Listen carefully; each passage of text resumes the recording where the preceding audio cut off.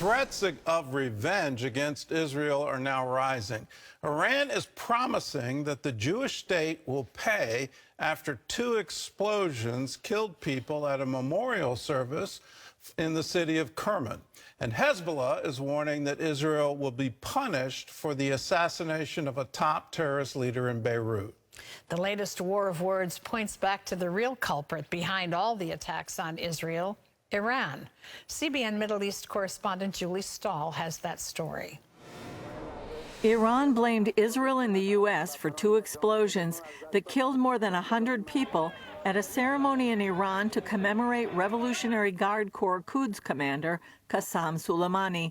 Soleimani was killed 4 years ago in a U.S. drone strike.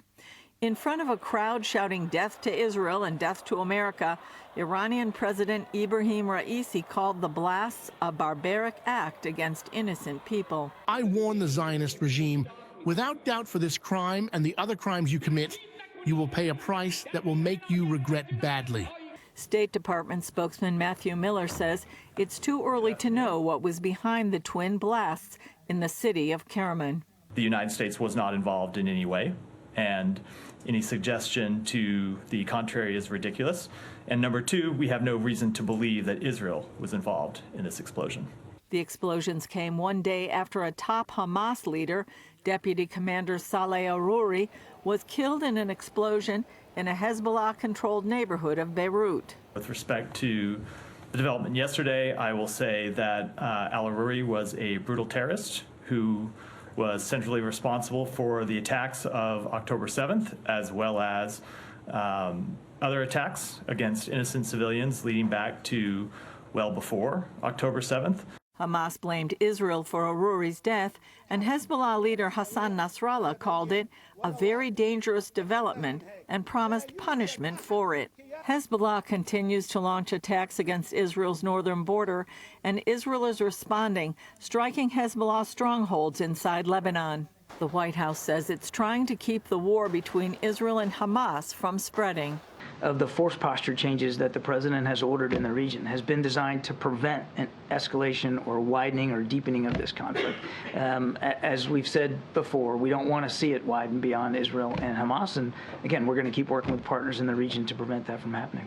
On a visit to the northern border after Hezbollah's ongoing attacks, the Israel Defense Forces Chief of Staff says Israel is prepared to deal with the Iranian-backed terrorist organization. Based on my impressions, we are in a very high state of readiness in the north. I visit here often. I think our readiness is at its peak. There is a lot of expertise, great capabilities, and high morale. We are in very high readiness in all sectors, and we are currently focusing on fighting Hamas. Iranian opposition activist Vahid Beheshti says he's devoted his life to standing against terrorism. He's urging Israel and the West to fight the terror groups, but not to ignore the head of the snake, the Iranian regime. The first principle of Iranian regime is this: an elimination of the state of Israel since 44 years ago. And they've been really active about it. Look how many proxies they have been created around Israel. Of course, we have to eradicate Hamas completely, Hezbollah completely, other terrorist group completely, but mainly we have to go to the root of the problems. Beheshti, who spoke in the Knesset, Israel's parliament, tells CBN News the Hamas massacre of Israelis on October 7th proved to the world the brutality and barbarism that's in the Iranian regime. We have this big cancer in the Middle East. We need the proper surgery. Of course, it's going to be painful. It's going to be bloody, sorry. But to get cured, we need to go to the root of the problem. And that's Iranian regime. Julie Stahl, CBN News, Jerusalem. Well, I'll add another layer to the root of this, and the root of it is radical Islam. You go back to the attacks at the World Trade Center, and what's the root of that? I mean, they wanted to say it's al-Qaeda, it's Wahhabi Islam coming out of Saudi Arabia. And so we declare we've achieved victory over al-Qaeda.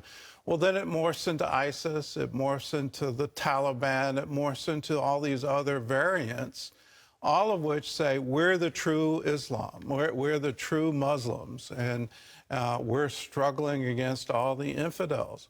That's the source of this. We've done reports on the Mahdi and how that's Iranian ideology, a particular strain of Islam that says the Mahdi is going to emerge when Jerusalem is taken and Israel is wiped off the map.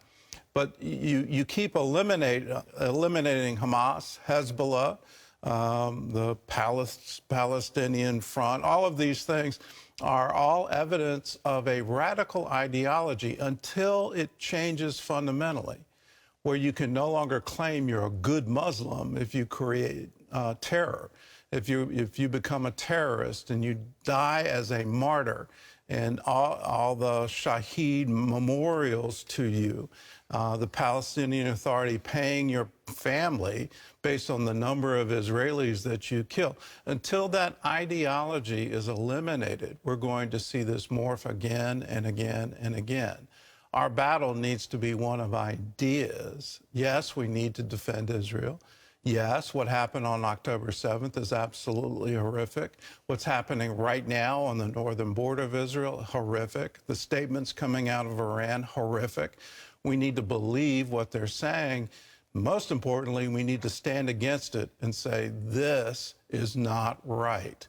This has to change.